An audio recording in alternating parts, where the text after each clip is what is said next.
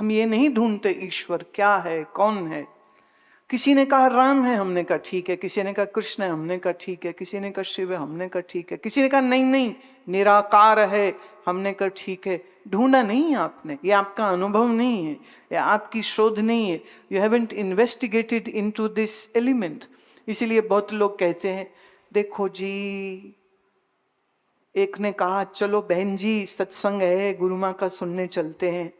कहते जी हम तो अपने घर में बड़े सुखी हैं, जो दुखी हो वो जाए। मेरे को जब ये बात मालूम हुई तो मैंने कहा अच्छा आज जब जाऊंगी ना तो मैं सबसे पहले पूछूंगी कि जितने मुझे सुनने आए हैं ये दुखी आए हैं क्या।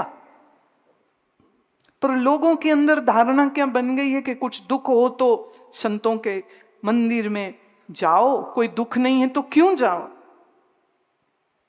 एक और देवी जी सही उसने जवाब दिया, कहती मुझे घर में रोटी मिलती मैं क्यों जाऊं।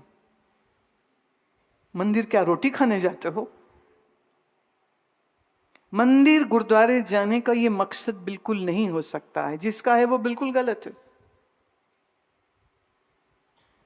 जैसे चंपक ने अपने पिता चुन्नीलाल को कहा कि पापा मेरा शू फट गया है, नया शू ले दो। वो कहते बेटा आज शाम को गुरु मां का सत्संग है, वहां चलेंगे, वहां मिल जाएंगे। कहते पापा वहां तो मैं हो आया हूं, वहां तो वो प्लास्टिक की थैली दे देते हैं, सब जूते अपने पास ही रखते, इसलिए वहां जूता मिलने का चांस नहीं है। कहते कोई नहीं, फिर शुक्रवार आ रहा है देवी मंदिर जाएंगे, सोमवार आ रहा है शिव जी के मंदिर जाएंगे, बड़े जूते मिल जाएंगे, तुम वहीं ले लेना। मंदिर जाने का कारण यह भी हो सकता है, पर यह बिल्कुल गलत कारण है।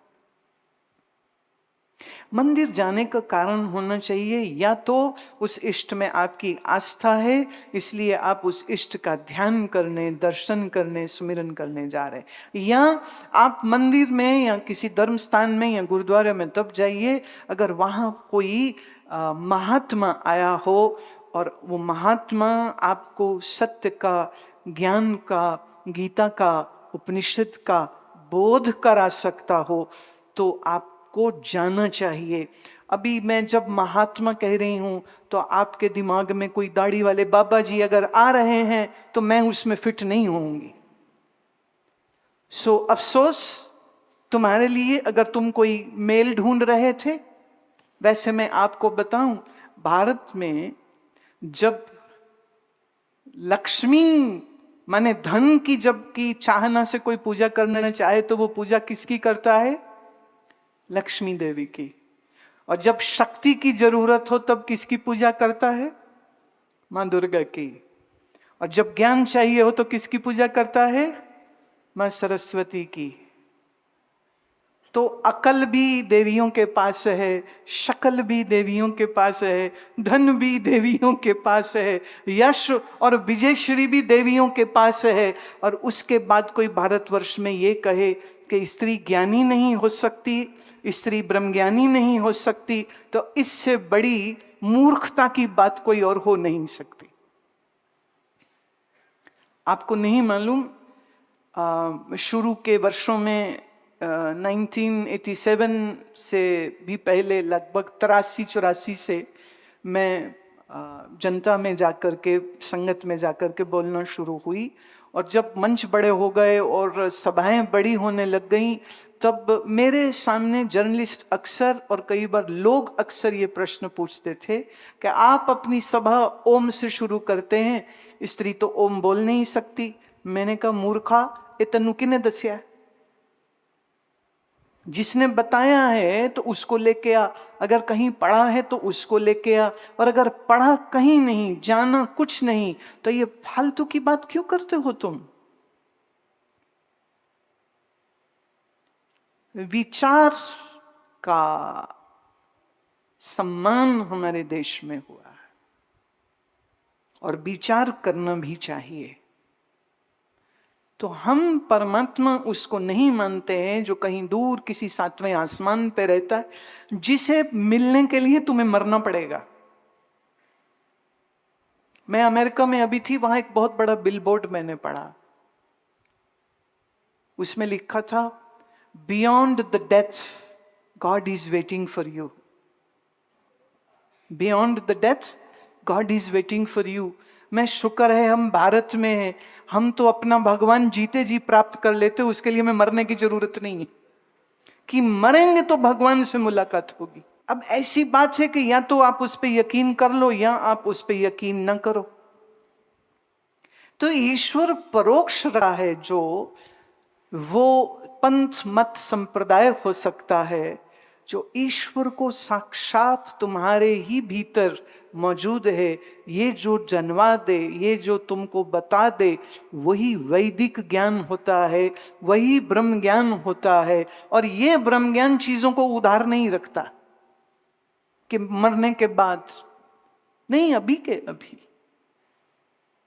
तो मैं बात कह रही थी कि शिव के मस्तक पर 3 रेखाएं भस्म की होती हैं। 3 रेखा क्यों? क्योंकि गुण 3 हैं। ये सारी सृष्टि, ये सारा यूनिवर्स जो है, ये इन्हीं 3 गुणों के जुड़ने, बनने और उसी की अलग अलग परम्यूटेशन से ये सारी सृष्टि हुई है। 3 ही गुण हैं।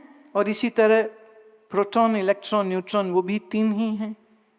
अगर हम अणु के ऊपर चले जाते हैं तो वहां पर भी 3 ही हैं। तो ये जो 3 का खेल है, इसी को हमारे अध्यात्म में त्रिगुणात्मक सृष्टि कहते हैं कि ये सारी सृष्टि 3 गुणों से बनी है। और इन 3 गुणों से बनी हुई हर चीज एक दिन भस्म हो जाएगी। तो भस्म होना उसकी सच्चाई है,